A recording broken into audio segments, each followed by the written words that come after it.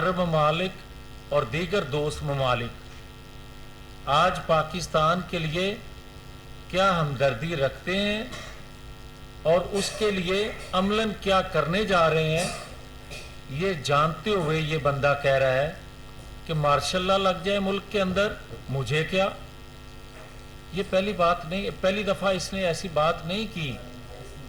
اس نے سول نافرمانی کی بات کی، اس نے پاکستان کے اندر صدارتی نظام کے لیے کوششیں کی۔ اس شخص نے حکومت میں ہوتے ہوئے امریکہ میں بیٹھ کر یہ بات کی کہ ہم نے القاعدہ کو ٹریننگ دی۔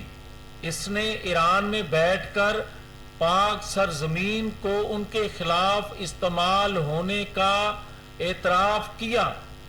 اس شخص نے پاکستان کے اندر بیٹھ کے چیف ایگزیکٹو ہوتے ہوئے اسمبلی میں کھڑا ہو کر اس نے کہا کہ ڈاکٹر عافیہ سمیت سینکڑوں لوگوں کو، پاکستانیوں کو ہمارے ادارے نے بھاری قیمت پر بیچا۔ اگر اس وقت لگام دے دی جاتی تو یہ نوبت نہ آتی۔ حکومت سے ہٹا تو اس نے کہا کہ پاکستان پر بم گر جائے، پاکستان کے 3 ٹکڑے ہو سکتے ہیں، پاکستان کا نیوکلیئر محفوظ ہاتھوں میں نہیں ہے۔ یہ باتیں کون کرتا ہے؟ کبھی کوئی محب وطن سیاسی لیڈر، قومی رہنما اس طرح کی گفتگو کرنے کا تصور نہیں کر سکتا۔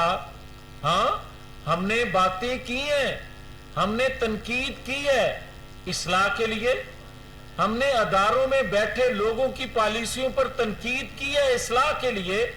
ہم نے کوئی مسلح جدوجہد نہیں کی۔ ہم نے پہاڑوں پر چڑھے لوگوں کو، ہم نے دیگر مسلح گروہوں کو پاکستان کے اندر غیر مسلح آئینی جدوجہد کے لیے ایک قومی دھارے میں شامل ہونے کے لیے ہم نے ضرور ان کو راغب کیا۔ مگر آج جو شخص پہاڑوں پر چڑھے لوگوں کو اکسا رہا ہے اور پاکستان کے اندر ایک مسلح لوگوں کو منظم کرنے کے لیے جو کوششیں